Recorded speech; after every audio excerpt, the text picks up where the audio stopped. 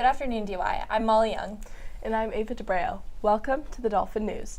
Unfortunately, Miss Bennett isn't with Miss Bennett isn't with us today, so instead we'll start by talking about the updates to our student parking policy, which will not only affect current juniors and seniors, but also underclassmen in years to come.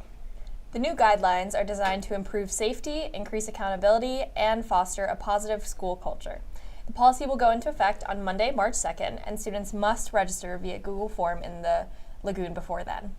The question you might be asking is, why are we moving to assigned parking? And we'd like to know too. This new policy will not only reinforce existing parking regulations, but it will also establish clear expectations for students while ensuring safety in the parking lot for everyone. New parking requirements are as follows. Students who wish to park at DY property during the school day must provide a valid driver's license, a valid car registration, and a $20 parking fee. Parking fees will be deposited into a rolling account for lot maintenance. Students will be assigned a parking spot and should only park in their designated spot.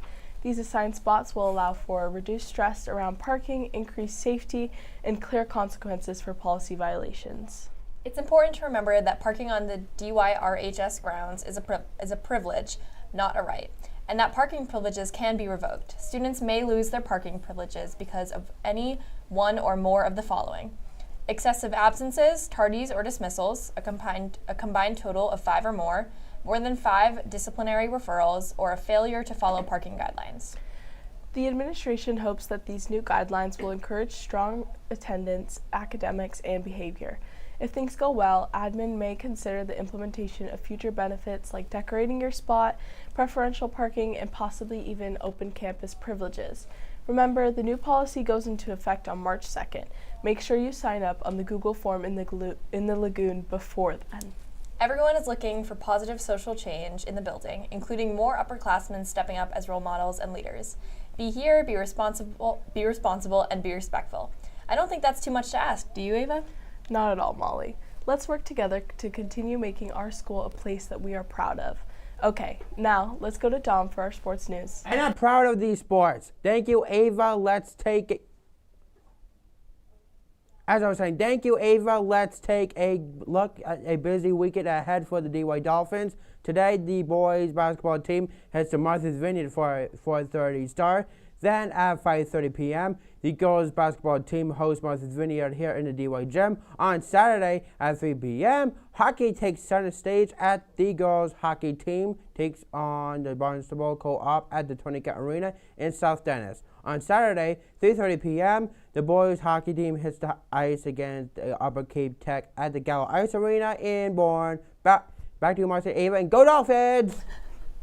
Thank you, Dom. The Drama Club is holding auditions for its spring musical, The Olympians, on Wednesday, February 11th at 3:30 in the auditorium.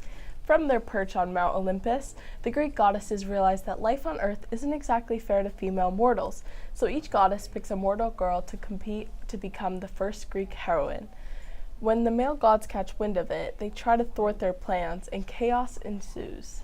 This play may be set in ancient Greece, but it feels modern, featuring an electric score of well-loved songs by Kelly Clarkson, Miley Cyrus, Blondie, The Chicks, Pat Benatar, and many more. Auditions will consist of singing a pop song of your choice, reading from the script, and learning a short dance. Rehearsals will begin the first week in March. If you have any questions, please email Ms. McMahon. The English department would like to wish the best of luck to Edith Sears as she heads to the state semifinal round of Poetry Out Loud this Sunday. Edith will compete against 9 other contestants from schools across the South Shore, Cape and Islands, for a spot in the state finals. Edith will be performing the poems Invitation to Love by Paul Laurence Dunbar and Stonefleet by Herman Melville. The competition will be held at the Wellfleet Harbor Actors Theater, and it will begin promptly at 1 p.m. It is open to the public, so head down to Wellfleet this Sunday and show Edith some support. Now, it's time for our DY Moment of Culture. Let's go to Naija.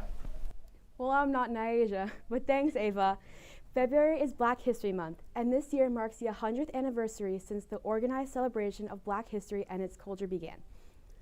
Negro History Week was created in 1926 by historian Carter G. Woodson and the Association for the Study of Negro Life and History.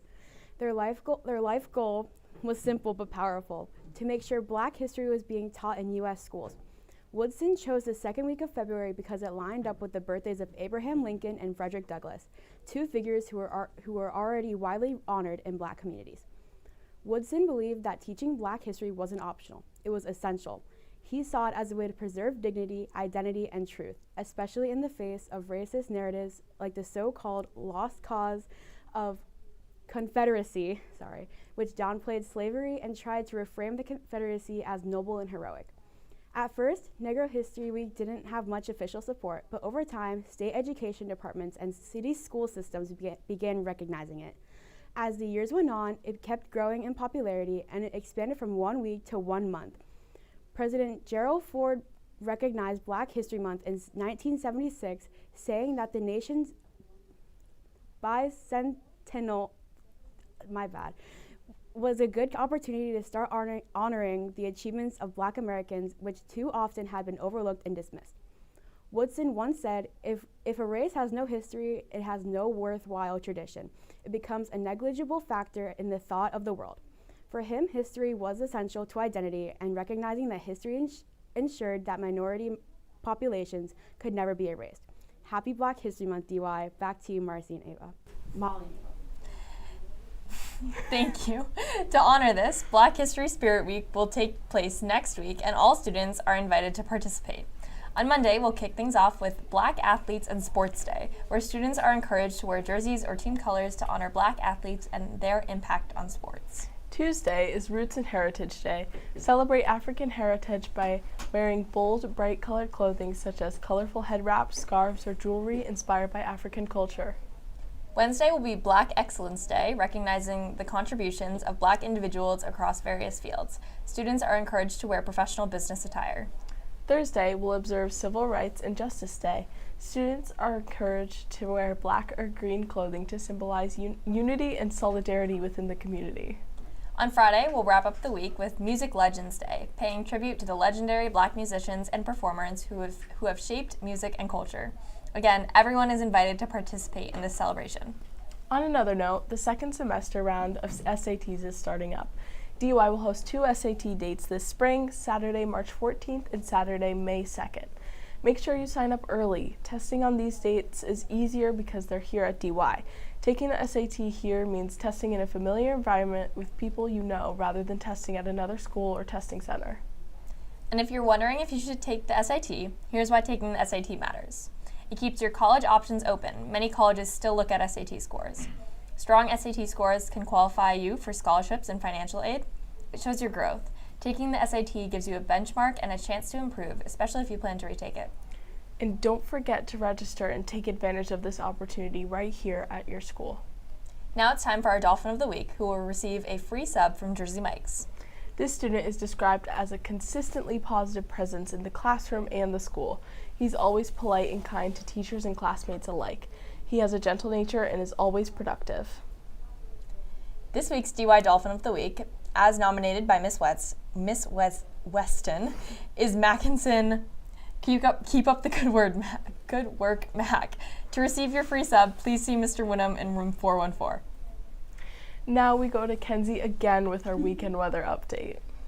Thanks again, Ava. This weekend is going to be pretty cold, so be sure to bundle up and stay warm. For the rest of the day, cloudy skies will continue and temperatures will be in the high 20s. On Saturday, the clouds will continue. We'll have a high of 30 degrees and a low of 17 degrees at midnight. However, there's a 65% chance that we will have a wintry mix coming later in the evening hours. On Sunday, there will be winds all throughout the day, some reaching up to 40 miles per hour. There will be a high of 18 degrees, followed by a low of 12 degrees at midnight that evening. Have a great weekend, DY. Back to you, Molly and Ava. That's all we have for today. Thank you for watching and have a great day in Dolphinland, DY.